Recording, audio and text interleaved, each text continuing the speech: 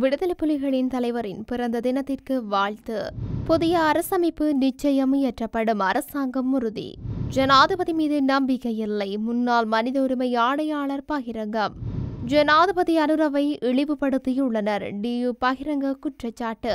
அரசாங்கத்திற்கு சவால் விடும் நபராக ரணில், உதய கம்மன்பில எச்சரிக்கை. தேவாலயங்களுக்கு வழங்கப்படும் விசேட பாதுகாப்பு, குவிக்கப்படும் போலீசார். பதவியேற்கும் முன்பே அடுக்கடுக்காக மிரட்டும் ட்ரம்ப். கோட்டா டூவே அனுர, எங்களை புறக்கணித்தால் ஆபத்து என்கின்றது டெலோ. 2 வருடங்களுக்கு முன்னர் விடுதலை புலிகளின் தலைவர் பிரபாகரனின் பிறந்த நாளுக்கு சமூக வலைதளங்களில் வாழ்த்து தெரிவித்தவரிடம் பயங்கரவாத புலனாய்வு பிரிவினர் விசாரணைகளை மேற்கொண்டுள்ளனர்.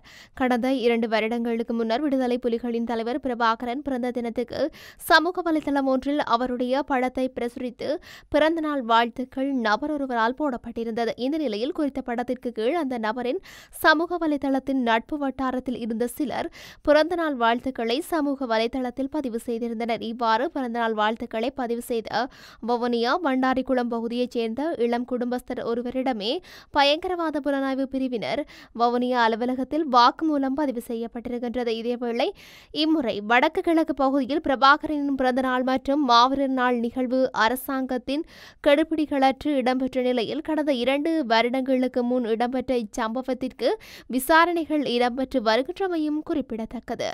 புதிய அரசமைப்பு இயற்றப்படும் என்ற உறுதிமொழி நிச்சயம் நிறைவேற்றப்படும். இந்த விடயத்தில் அரசாங்கம் எவ்விதத்திலும் பின்வாங்காது என்று பிரதி அமைச்சர் நாமல் கருணாரட்ன தெரிவித்துள்ளார். நாட்டில் தற்போதுள்ள அரசமைப்புக்கு பதிலாக புதிய அரசமைப்பு கொண்டுவரப்படும் என்ற உறுதிமொழி மக்களுக்கு வழங்கப்பட்டுள்ளது. அதற்கு மக்கள் ஆணையம் கிடைக்கப்பட்டுள்ளது. எனவே அந்த உறுதிமொழி நிச்சயம் நிறைவேற்றப்படும். புதிய அரசமைப்பு தொடர்பில் மக்களின் கருத்துக்கள் உள்வாங்கப்படும். நாட்டில் இதுவரை இயற்றப்பட்ட அரசமைப்புகளின் போது மக்களின் கருத்துக்கள் உள்வாங்கப்படவில்லை. கொண்டுவரப்படும் அரசமைப்பு மக்கள் அனுமதி கிடைத்ததாக இருக்க வேண்டும். அதற்குரிய பணிகளுக்காகவே 3 வருடங்கள் என கால எல்லை குறிப்பிட்டிருக்கலாம். கடந்த கால யோசனைகளும் உள்வாங்கப்பட்டு எவ்வளவு சீக்கிரம் முடியுமோ அவ்வளவு சீக்கிரம் இதனை செய்வதற்கு எதிர்பார்க்கின்றோம். சில வேளை 3 வருடங்களுக்கு முன்னர் கூட அது நடக்கலாம் என்றார் பிரதி அமைச்சர் நாமல் கருணாரட்ன. தூய்மையான இலங்கை கருத்திட்டத்துக்கான ஜனாதிபதியினால் நியமிக்கப்பட்டிருக்கும் புதிய செயலணிக்கு மிக பரந்துபட்ட ஆணையும் அதிகாரங்களும் வழங்கப்பட்டிருப்பதாக இலங்கை மனித உரிமைகள் ஆணைக்குழுவின் முன்னாள் ஆணையாளர் அம்பிகா சட்குணநாதன் தெரிவித்துள்ளார். இந்த நடவடிக்கை ஜனாதிபதி அனுரகுமார திசாநாயக்க மாறுபட்ட விதத்தில் செயல்படுவார் என்ற நம்பிக்கையை ஏற்படுத்தவில்லை என தெரிவித்துள்ளார். ஜனாதிபதி அனுரகுமார திசாநாயக்கவின் ஆலோசனைக்கமைய தூய்மையான இலங்கை கருத்திட்டத்தை திட்டமிட்டு நடைமுறைப்படுத்துவதற்காக அரசியலமைப்பின் 33வது உறுப்புரையின் பிரகாரம் 18 உறுப்பினர்களை கொண்ட ஜனாதிபதி செயலணி ஒன்று ஸ்தாபிக்கப்பட்டுள்ளது. இதுகுறித்து தனது உத்தியோகபூர்வ எக்ஸ் தளத்தில் பதிவொன்றை செய்திருக்கும் அம்பிகா சட்குணநாதன், தூய்மையான இலங்கை கருத்திட்டத்துக்கென ஜனாதிபதி அனுரகுமார திசாநாயக்கவினால் நியமிக்கப்பட்டிருக்கும் செயலணி பல்வேறு விதத்திலும் பிரச்சினைக்குரியதாக காணப்படுவதாக குறிப்பிட்டுள்ளார்.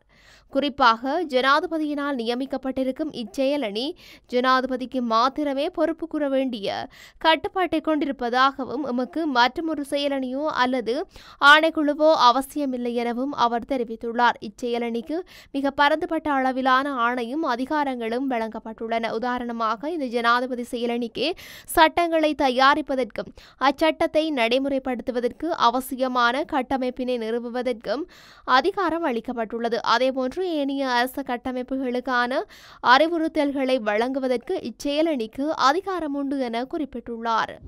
இலங்கைக்கு பிரிக்ஸ் உரிமை பெற்றுக்கொள்ள தலையிடுமாறு இந்திய பிரதமரை கேட்டுக் கொண்டுள்ளதன் மூலம் ஜனாதிபதி இலங்கையை இழிவுபடுத்தியுள்ளார் என இலங்கை கம்யூனிஸ்ட் கட்சியின் தவிசாளரும் முன்னாள் அமைச்சருமான டியு குணசேகர தெரிவித்துள்ளார். இந்தியாவுக்கு உத்தியோகபூர்வ விஜயம் மேற்கொண்டிருந்த ஜனாதிபதி அனுரகுமார திசாநாயக்க அங்கு இந்திய பிரதமர் நரேந்திர மோடியுடன் கூட்டு பிரகடனம் ஒன்றை வெளியிட்டிருந்தார். அதில் ஜனாதிபதி அனுரகுமார திசாநாயக்க பிரிக்ஸ் நாடுகளின் உறுப்புரிமையை பெற்றுக்கொள்ள தலையிடுமாறு இந்திய பிரதமரிடம் கோரிக்கை முன்வைத்திருந்தார். ஜனாதிபதி இதனை அவரிடம் தனிப்பட்ட முறையில் கேட்டிருந்தால் எந்த பிரச்சனையும் இல்லை. ஆனால் கூட்டு பிரகடனம் ஒன்றின் போது இவ்வாறான கோரிக்கை ஒன்றை வெளியிடும் போது இழிவுபடுத்தப்படுவது ஜனாதிபதி அல்ல, நாட்டு மக்கள். ஜனாதிபதி அனுரகுமார திசாநாயக்க செப்டம்பர் 23ஆம் தேதி இந்த நாட்டின் ஜனாதிபதியாக சத்திய பிரமாணம் செய்தார். பிரிக்ஸ் அரசு தலைவர்களின் நாடுகளின் மாநாடு ரஷ்யாவில் ஜனாதிபதி புடின் தலைமையில் அக்டோபர் 22ஆம் தேதி 23ஆம் தேதி மற்றும் 24ஆம் தேதிகளில் இடம்பெற்றது. இந்த மாநாட்டில்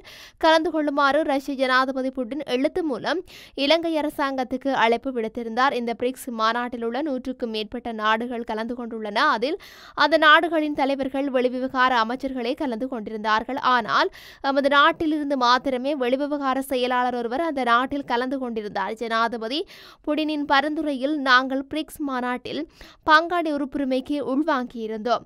13 நாடுகள் அதற்கு சம்மதம் தெரிவித்திருந்தன.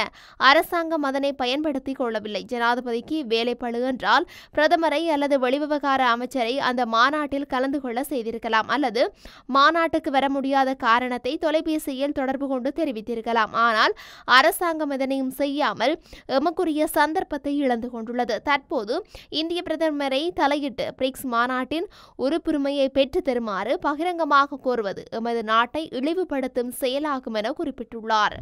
முன்னாள் ஜனாதிபதி ரணில் விக்ரமசிங்க இந்த அரசாங்கத்துக்கு சவால் விடும் பிரதான நபராக செயல்படலாம் என முன்னாள் நாடாளுமன்ற உறுப்பினர் உதய கம்மன்பில தெரிவித்திருந்தார். பொருளாதார நெருக்கடியிலிருந்து குறுகிய காலத்தில் மீட்சி பெற்றமை குறித்து வங்குரோத்து நிலையடைந்துள்ள உலக நாடுகள் ரணில் விக்ரமசிங்கவிடம் ஆலோசனை பெறுகின்றமை சிறப்பம்சமாகும். அரசியலிலிருந்து முழுமையாக ஓய்வு பெறவில்லை. செயல்பாடு ரீதியிலான அரசியலில் ஈடுபட்டுள்ளோம். வெற்றியும் தோல்வியும் ஒன்றும் நிலையானதல்ல. 2020ஆம் ஆண்டு பெரும்பான்மை ஆதரவுடன் வெற்றி பெற்று ஸ்ரீலங்கா பொதுஜன பெரமுன 2024ஆம் ஆண்டு படுதோல்வியடைந்தது. அதேபோல அன்று 3 ஆசனங்களை பெற்ற தேசிய மக்கள் சக்தி இன்று 159 ஆசனங்களை கைப்பற்றியுள்ளது. ஆகவே அரசியலில் ஏதும் நடக்கலாம். முன்னாள் ஜனாதிபதி மஹிந்த ராஜபக்ச அரசியலிலிருந்து ஓய்வு பெற்றுள்ளார். ஸ்ரீலங்கா பொதுஜன பெரமுனவின் தலைமைத்துவத்தை நாடாளுமன்ற உறுப்பினர் நாமல் ராஜபக்சவுக்கு வழங்குவதற்கு அவதானம் செலுத்தப்பட்டுள்ளது. முன்னாள் ஜனாதிபதி ரணில் விக்ரமசிங்க அரசியலிலிருந்து ஓய்வு பெறவில்லை. இந்த அரசாங்கத்துக்கு சவால் விடுக்கும் பிரதான நபராக அவர் செயல்படலாம். ஏனெனில் அவரது பொருளாதார கொள்கையே ஜனாதிபதி அனுரகுமார திசாநாயக்க செயல்படுத்துகின்றார். 2022ஆம் ஆண்டு நாடு வங்குரோத்து நிலையடைந்த போது தனிநபராகவே ரணில் விக்ரமசிங்க அரசாங்கத்தை பொறுப்பேற்றார். குறுகிய காலப்பகுதியில் நாடு வங்குரோத்து நிலையில் இருந்து மீண்டது. பல ஆண்டு காலமாக வங்குரோத்து நிலையில் உள்ள அர்ஜென்டினா, லெபனான், சிம்பப்வே போன்ற நாடுகளும் இன்று வங்குரோத்து நிலையிலிருந்து மீளவில்லை. முன்னாள் ஜனாதிபதிகளான சந்திரிகா பண்டாரநாயக்க, ரணில் விக்ரமசிங்க ஆகியோருக்கும் மேற்குலக நாடுகள் மத்தியில் நன்மதிப்பு காணப்படுகின்றது. ஏனைய ஜனாதிபதிகளை காட்டிலும் ரணில் விக்ரமசிங்க ஆங்கில மொழியில் தேர்ச்சி பெற்றவர். குறுகிய காலத்தில் இலங்கை எவ்வாறு வங்குரோத்து நிலையிலிருந்து மீண்டது என்பதை தொடர்பிலும் இன்றும் வங்குரோத்து நிலையில் உள்ள உலக நாடுகள் முன்னாள் ஜனாதிபதி ரணில் விக்ரமசிங்கவிடம் ஆலோசனைகளை பெறுவது சிறந்ததொரு விடயமாகும் என்றார். கிறிஸ்துமஸ் பண்டிகையை முன்னிட்டு நாடளாவிய ரீதியில் உள்ள அனைத்து தேவாலயங்களிலும் விசேட பாதுகாப்பு வேலை திட்டம் அமுல்படுத்தப்படவுள்ளது. அதன்படி பாதுகாப்பு தொடர்பில் தேவையான ஏற்பாடுகள் மேற்கொள்ளுமாறு அனைத்து சிரேஷ்ட அதிகாரிகள் மற்றும் போலீஸ் நிலைய பொறுப்பதிகாரிகளுக்கு பதில் போலீஸ் மா அதிபர் பணிப்புரை விடுத்துள்ளதாக போலீஸ் ஊடக பேச்சாளர் சிரேஷ்ட போலீஸ் அத்தியட்சகர் புத்திகமனதுங்க தெரிவித்துள்ளார். பாதுகாப்பு மற்றும் ஒழுங்கை பேணுவதற்காக மேல் மாகாணத்தில் மாத்திரம் 6500க்கும் அதிகமான உத்தியோகத்தர்கள் கடமையில் ஈடுபடுத்தப்பட்டுள்ளதாக சிரேஷ்ட போலீஸ் அத்தியட்சகர் மனதுங்க தெரிவித்துள்ளார். நாடளாவிய ரீதியில் உள்ள 2000க்கும் மேற்பட்ட தேவாலயங்களில் கிறிஸ்துமஸ் தினத்தன்று ஆராதனைகள் நடத்த திட்டமிட்டுள்ளதாக தெரிவிக்கப்பட்டுள்ளது. அதன்படி அந்தந்த போலீஸ் பகுதிகளில் உள்ள சிரேஷ்ட பிரதி போலீஸ் மா அதிபர்கள், உதவி போலீஸ் கண்காணிப்பாளர்கள், போலீஸ் தலைமையகத்தைச் சேர்ந்த ஆய்வாளர்கள் மற்றும் போலீஸ் நிலைய பொறுப்பதிகாரிகள் தேவாலயங்களில் அமைக்கப்பட்டுள்ள சிவில் குழுக்களுடன் ஒருங்கிணைந்து தேவையான பாதுகாப்பு நடவடிக்கைகளை மேற்கொள்ள உத்தரவிடுவார்கள். உரிய பாதுகாப்பு நடவடிக்கைகளுக்காக போலீஸ் விசேட அதிரடிப்படையினரும் ஈடுபடுத்தப்படவுள்ளதாக தெரிவித்த பேச்சாளர், தேவைப்பட்டால் இராணுவத்தினரிடம் அல்லது ஏனைய பாதுகாப்பு படையினரின் உதவியை போலீசார் நாடுவார்கள் என்றார். அமெரிக்க ஜனாதிபதியாக 2வது முறையாகவும் எதிர்வரும் ஜனவரி மாதம் பதவியேற்க உள்ளார் டொனால்ட் ட்ரம்ப். அவர் பதவியேற்பதற்கு முன்னதாகவே வரி விதிப்பு, எண்ணெய் விநியோகம் உள்ளிட்ட விடயங்கள் உலக நாடுகளை எச்சரிக்கும் வகையில் கருத்துக்களை வெளியிட்டு வருகின்றார். பனாமா கால்வாய் வழியாக செல்லும் அமெரிக்க கப்பல்களுக்கு அதிக வரி விதிக்கப்படுகின்றது. இதனை நிறுத்தாவிட்டால் அதனை அமெரிக்காவை எடுத்துக்கொள்ளும் என அவர் மிரட்டியுள்ளார்.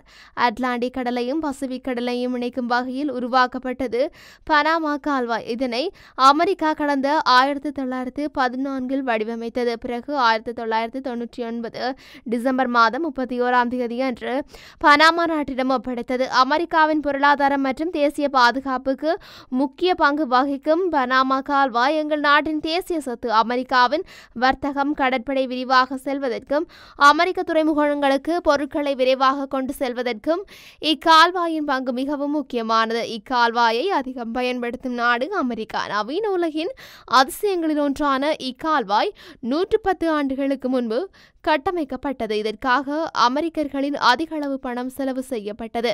கட்டுமானத்தின் போது வனப்பகுதியில் பலவித பிரச்சனைகள் காரணமாக 38,000 அமெரிக்கர்கள் உயிரிழந்தனர். இது மற்றவர்களின் பலன்களுக்காக வழங்கப்படவில்லை, மாறாக அமெரிக்கா பனாமா இடையே ஒத்துழைப்புக்கான அடையாளமாக வழங்கப்பட்டது. அமெரிக்க கப்பல் கடற்படைக்கு பனாமா வசூலிக்கும் வரி அதிகமானது. இதற்கான விதிமுறைகள் பின்பற்றப்படாவிட்டால் அக்கால்வாயை திரும்ப கேட்போம், எவ்வித கேள்வியுமின்றி எங்களிடம் திருப்பித் தர வேண்டும். இவ்வாறு அந்த அறிக்கையில் தெரிவிக்கப்பட்டுள்ளது.